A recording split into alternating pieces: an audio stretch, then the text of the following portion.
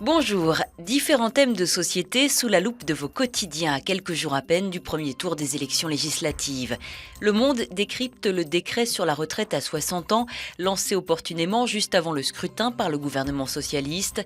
L'engagement électoral est tenu, mais le chiffrage du dispositif fait débat, nous dit le journal. La mesure devrait en tout cas concerner plus de 20% des départs à la retraite. Sur ce même thème, le Figaro se fait plus critique.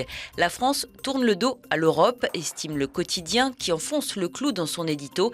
Il s'agit d'une double faute, nous dit-on, à l'égard des Français qui devront cotiser plus et de la zone euro au bord de la faillite. Autre débat dans 20 minutes. La loi contre le harcèlement sexuel n'est plus et les associations ne cessent de se battre pour que justice soit à nouveau rendue aux victimes. Elles en appellent aux candidats aux législatives. Un projet de loi sera présenté le 13 juin et le journal espère qu'il sera retenu. Il rapporte également le témoignage de Bérénice, victime parmi d'autres. Elle s'est faite abuser par son patron des mois durant. Ce sont les discussions et divergences sur le cannabis qui ont retenu l'attention ce jeudi de Libération.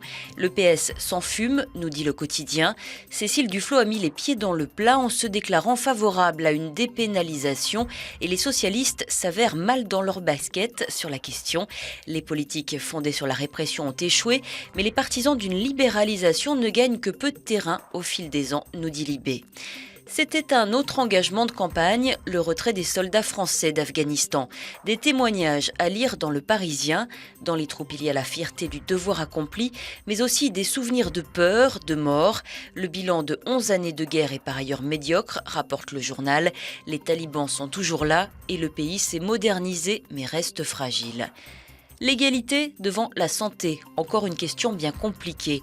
Dans les hôpitaux publics, les praticiens qui consultent pratiquent largement les dépassements d'honoraires, un mélange de genres compliqué pour les patients. Il est question de supprimer ces dépassements, mais la pilule passe mal du côté des médecins, tandis que d'autres se félicitent d'un retour à la vocation normale d'un hôpital, c'est-à-dire de pouvoir soigner tout le monde. On se quitte sur cette image du jour où quand l'euro met en exergue la géopolitique.